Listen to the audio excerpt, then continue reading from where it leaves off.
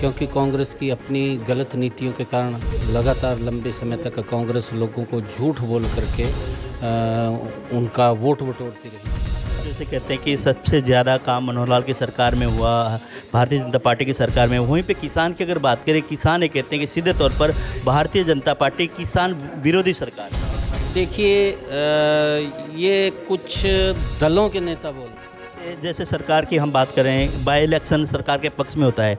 हरियाणा में जैसे दूसरी बार आप लोगों की सरकार बनी है, 3 बाई इलेक्शन है, ये तीसरा है, तो 2 इलेक्शन आप लोग हार गए हो। तो तीसरे में क्या लगता है आपको कि आप जहां ये कहते हैं कि बहुत कार्य हम लोगों ने किया है, सब चीज़ की है, उसके बावजूद 2 इलेक्शन हारने के क्या कारण है और यहाँ जीत कैसे हासिल करेंगे? नहीं देखिए, क्योंकि एक भारतीय जनता पार्टी के प्रति दोनों चुनावों में आपको जेजेपी के अलायंस का फ़ायदा नहीं मिला?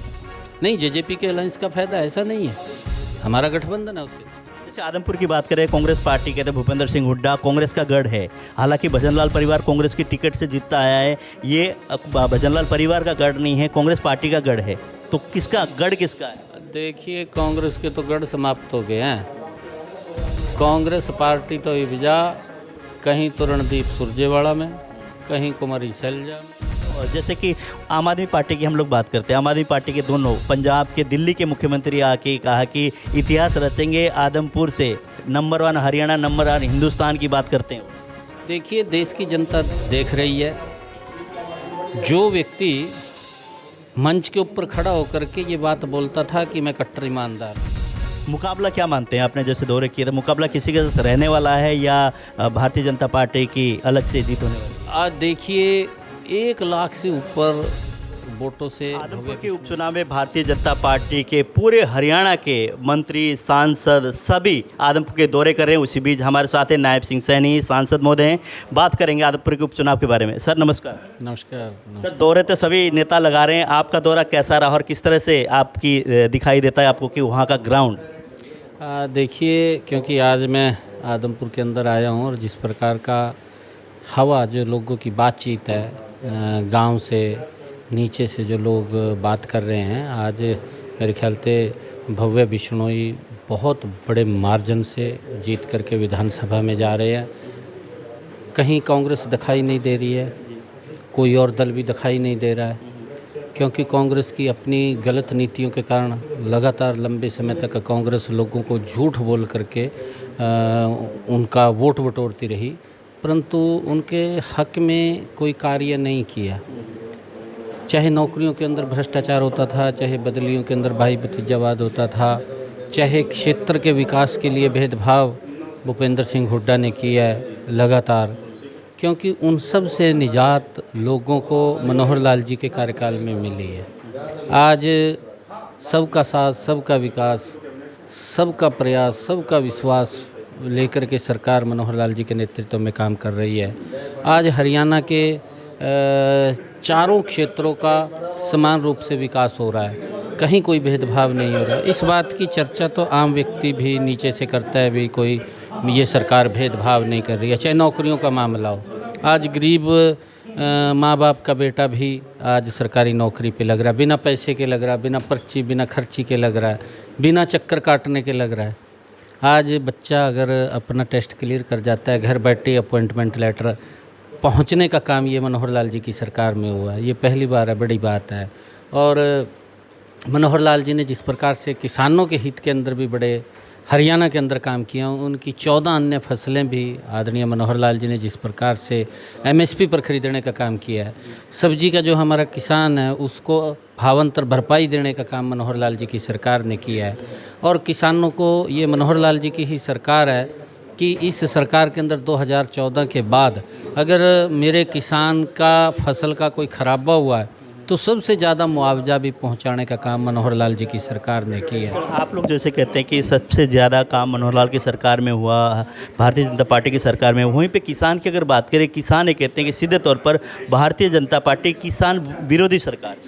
देखिए, ये कुछ दलों के नेता बोलते हैं, आम किसान नहीं बोलता, क्योंकि कांग्रेस पार्टी उनके पास मुद्दा नहीं है। कांग्रेस पार्टी के जो नेता हैं वो लगातार इस बात का विरोध करते हैं। देखिए, फसल बीमा योजना ही सबसे ज़्यादा विरोध कांग्रेस पार्टी ने किया। आप रिकॉर्ड उठा करके देखिए, 2014 से पहले कांग्रेस की सरकार थी। अगर पिछले 10 साल में जब भूपेंद्र सिंह हुड्डा प्रदेश के मुख्यमंत्री रहे, उन्होंने कितना मुआवजा किसान को दिया। 2014 में मनोहर लाल जी बने, 2014 से आज 2022, इन 8 सालों का अगर आप लोग देखेंगे तो कितना मुआवजा मनोहर लाल जी ने किसान को पहुँचा, किसान के पास पहुँचा है, और उसके अंदर ज़मीन आसमान का अंतर है। तो मुआवजे की हम बात करेंगे, मुआवजा की जैसे आदमपुर हल्का नलवा हल्के की लगभग 20 के करीब गांव थे, मुआवजे के लिए कई 62 दिन के करीब धरना भी चला। उस पर डिप्टी स्पीकर जाके उन्होंने धरना समापन किया, अनाउंसमेंट किया कि जल्दी हम लोग रिलीव कराएंगे। अभी तक मुआवजा नहीं मिला उन लोगों को, अभी भी वो लोग विरोध में हैं एक तरह से। कौन से मुआवजे की बात है, कौन से जैसे 2020 और 21 की जो मुआवजा है उसको लेकर, जैसे ज़मीन का नहीं सर, तो खेती का मुआवजा जो कि बरसाती के कारण या कीटाणु के कारण जो क्षति हुई थी उनकी। नहीं, देखिए, अगर किसी किसान ने वो अप्लाई किया है और अप्लाई किया है तो उसका मुआवजा पहुंचा है। और अगर कोई ऐसा यहाँ का विषय है जो रणबीर गंगवा जी ने जाकर के भी किसानों से बात की है, क्योंकि किसान हमारा सर्वोपरि है, सरताज है। सरताज मीन हमारे सर का व्यक्ति है किसान, और भारतीय जनता पार्टी किसान की चिंता करती है। अभी आप देखना कि आदरणीय प्रधानमंत्री जी ने किसान सम्मान निधि दी, डायरेक्ट किसान के खाते के अंदर पैसा पहुंचाने का काम ये सरकार कर रही है। और जैसे मैंने कहा है कि हरियाणा के अंदर मनोहर लाल जी की सरकार किसान की फसल को एमएसपी पर खरीदने का काम करे, 14 अन्य फसलें भी, क्योंकि कांग्रेस लगातार या तो धान की फसल या गेहूं की फसल, 2 फसलें ही एमएसपी पर खरीदती थी और कोई फसल वो एमएसपी पर नहीं खरीदती थी। परंतु ये पहली बार आकर के मनोहर लाल जी की सरकार ने 14 अन्य फसलें, चाहे किसान का बाजरा है, चाहे किसान की कपास है, चाहे किसान की दालें हैं, चाहे किसान की सूरजमुखी है, चाहे किसान का अन्य और कोई फसल है, वो सारी की सारी एमएसपी के ऊपर खरीदने का। जैसे आपने कहा विपक्ष के नेता मुद्दा बनाते हैं कि किसान भारतीय जनता पार्टी के उसमें विरोध में नहीं है। लगता है आपको कि जैसे कि अगर किसान कहीं धरने पर बैठे हैं, इतना बड़ा आंदोलन चला 3 काले कानून को लेकर, वो उनके जो किसान की जो एक तरह से रणनीति थी, किसान की जो मांग थी, उसको भारतीय जनता पार्टी ने किस तरह से लिया था? वो विरोध में अगर नहीं होते तो विरोध में वो बैठते ही नहीं किसान। नहीं, हमने आज भी हम ये बात बोलते हैं, क्योंकि जो 3 कृषि कानून थे वो आज तो वापस हो गए हैं, क्योंकि विपक्ष कांग्रेस पार्टी लगातार ये बात बोलती रही है कि 3 काले कानून हैं।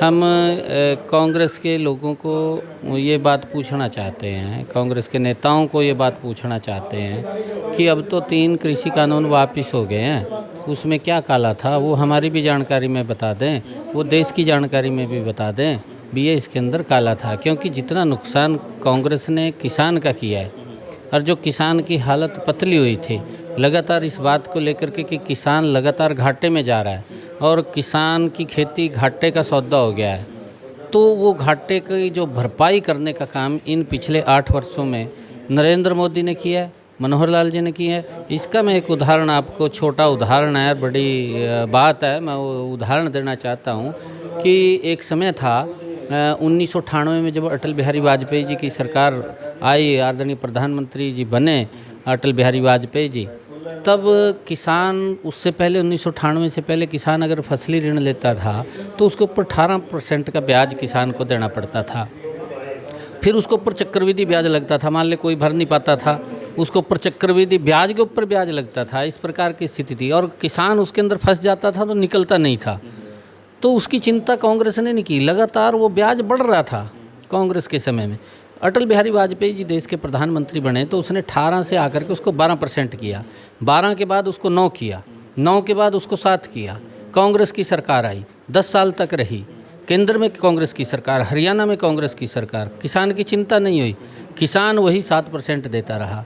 2014 के अंदर नरेंद्र मोदी जी देश के प्रधानमंत्री बने। 2014 में उन्होंने आकर के निर्णय किया कि मेरे किसान को जो अगर वो फसली ऋण लेता है तो उसको 7% नहीं, उसको 4% देना पड़ेगा। देश के अंदर 4% ब्याज मात्र फसली ऋण के ऊपर किसान देता है। हरियाणा के अंदर भारतीय जनता पार्टी की सरकार पहली बार बनी मनोहर लाल जी के नेतृत्व में।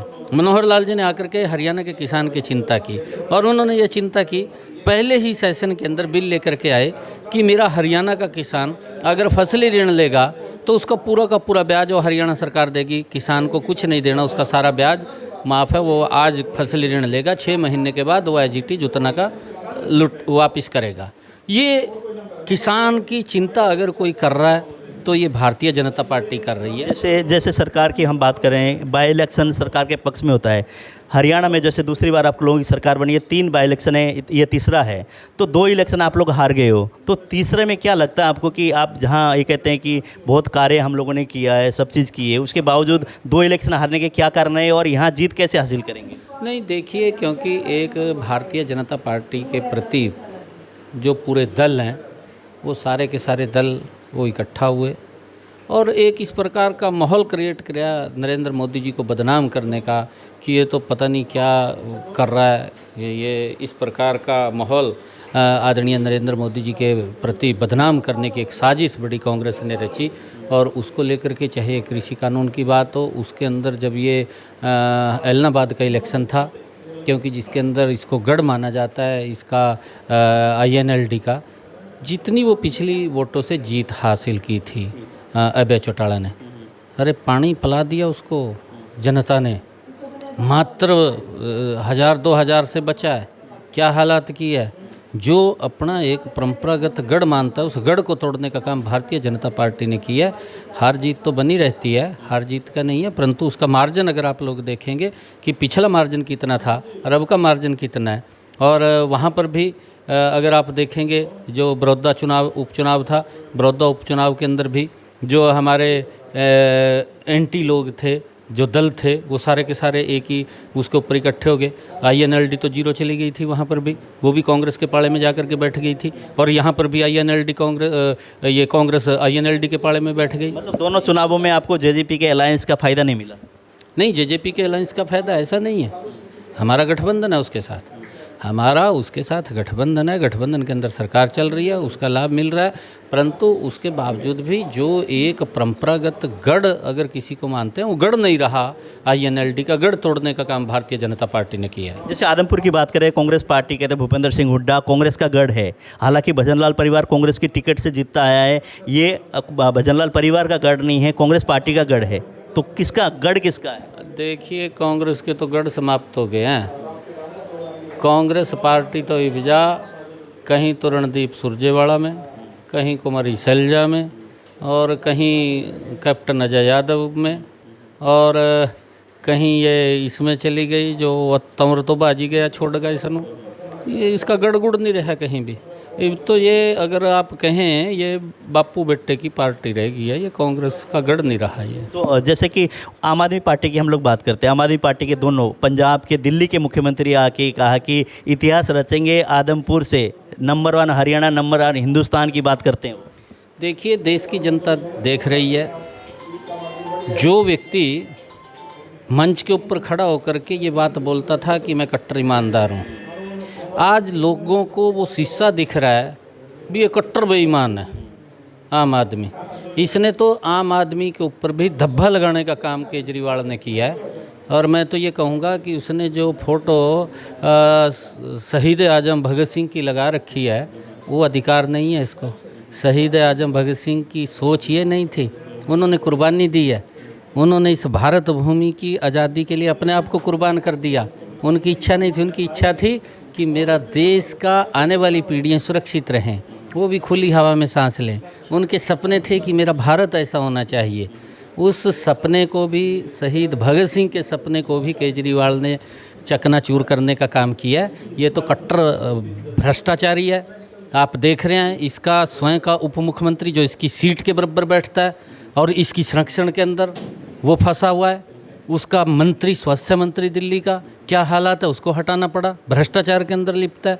और पंजाब का इसका स्वास्थ्य मंत्री किस प्रकार से भ्रष्टाचार के अंदर लिप्त था, उसको हटाना पड़ा है। अभी और भी लाइन में लगे हुए हैं इसके मंत्री विधायक, अभी और भी लगे हुए भ्रष्टाचार के अंदर। जो आदमी ये बात बोलता है कि मैं कट्टर ईमानदार हूँ, कट्टर भ्रष्टाचारी है, और लोगों के सामने उसका सारा का सारा शीशा आ गया और लोग देख रहे हैं कि इससे बड़ा बेईमान कोई नहीं है। जी, मुकाबला क्या मानते हैं? आपने जैसे दौरे किए, तो मुकाबला किसी के साथ रहने वाला है या भारतीय जनता पार्टी की अलग से जीत होने वाली है? आज देखिए, 1 लाख से ऊपर वोटों से भव्य बिश्नोई जी जीत रहे हैं, क्योंकि आज पूरा माहौल और लोगों के अंदर उत्साह, क्योंकि जिस प्रकार से गरीब तक आदरणीय नरेंद्र मोदी जी ने योजनाओं का लाभ पहुंचाया है, कि 5 लाख रुपए तक का गरीब व्यक्ति को इलाज कराने के लिए उसको एक गोल्डन कार्ड, आयुष्मान कार्ड दिया है। आपने कहा कि 1 लाख के मार्जिन से जीतेंगे, तो सबकी जमानत जब्त होगी। मेरे ख्याल से सवा लाख के करीब तो वोट पोल होने हैं, उनमें से 25,000 में सभी सिमट जाएंगे और भव्य विष्णु 1 लाख ले जाएंगे। है नहीं ना आगे कोई। ये वो मेरी लोकसभा से एक हारा हुआ व्यक्ति, जब कांग्रेस को कोई प्रत्याशी नहीं मिला तो उसको यहाँ उतारने का काम किया आप लोगों के सामने। वहाँ पर लोगों ने दड़ाया उसको हरा दिया। जब इनको कांग्रेस को कोई प्रत्याशी नहीं मिला, नहीं, मैं तो सांसद के चुनाव में भव्य विष्णु भी हारे थे। नहीं देखिए, यहाँ से चौधरी कुलदीप बिश्नोई जी इस सीट से विधायक भारी बहुमत से जीते थे और उन्होंने क्योंकि विकास को गले लगाया है, नरेंद्र मोदी जी की नीतियों को स्वीकार किया और दबाव में कहते हैं नरेंद्र मोदी जी की नीतियों को स्वीकार कुलदीप बिश्नोई ने दबाव में किया है। दबाव किस चीज़ का? ईडी का बहुत सारे केसेस चल रहे हैं। दबाव नहीं है, किसी को कोई दबाव नहीं है। ये तो जब विपक्ष के पास कोई मुद्दा नहीं होता और विपक्ष ने जो गलत काम किए हैं, जो भ्रष्टाचार किए हैं, अब आप देखेंगे आम आदमी के मनीष सिसोदिया ने जो इस शराब नीति की पॉलिसी के अंदर बड़ा गोलमाल कर दिया।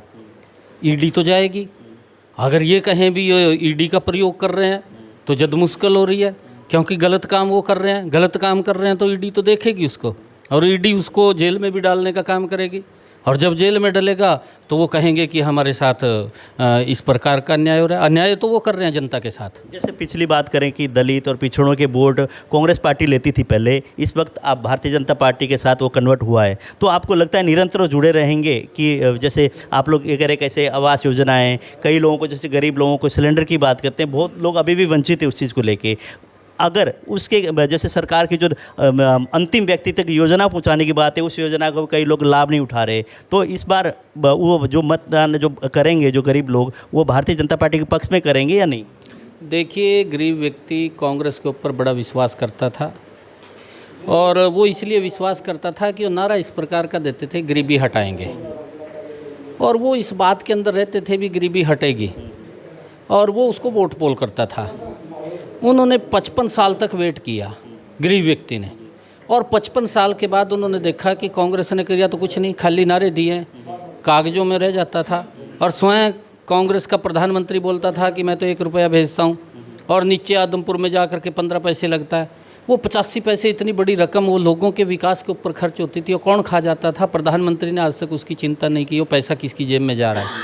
परंतु आज आप लोगों के सामने है, गरीब व्यक्ति तक, चाहे आयुष्मान कार्ड है, चाहे जनधन खाते से डायरेक्ट उसके खाते में पैसा पहुंचाने की बात है, चाहे प्रधानमंत्री आवास योजना उसको देने की बात है, चाहे उनको कोई और बेनिफिट, चाहे हमारी माताएं बहनें उनको प्रधानमंत्री उज्ज्वला योजना के तहत गैस का सिलेंडर पहुंचाने की बात है, चाहे उजाला योजना के तहत उनके घर में जो कांग्रेस के समय में 400 साढ़े 400 रुपये का बल्ब LED मिलता था, और आदरणीय प्रधानमंत्री जी ने लगभग 32-33 करोड़ बल्ब डायरेक्ट गरीब को पहुंचाने का काम किया है। इससे बड़ा लाभ गरीब व्यक्ति को मिला है। और चाहे प्रधानमंत्री आवास योजना के तहत, मैं आपको बताना चाहता हूं कि मैंने खुद अपनी लोकसभा क्षेत्र के अंदर, मैं आपसे ये चर्चा कर रहा हूं कि मैंने बड़े कार्यक्रम 4 कार्यक्रम करे।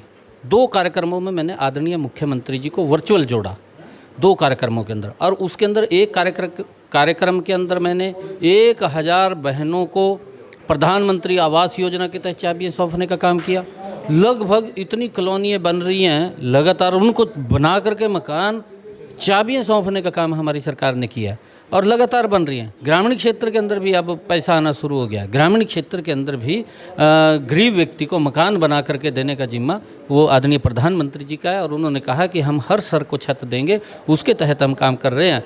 आज ये पहली बार गरीब व्यक्ति को लगा है कि ये सरकार हमारे हित की सरकार है, हमारे बारे में सोच रही है, हमारे विकास के बारे में सोच रही है। चाहे उनके बच्चों की पढ़ाई की बात है, चाहे उनको अच्छे शिक्षण संस्थाओं के अंदर स्कॉलरशिप के माध्यम से उनको लाभ पहुंचाने की बात है।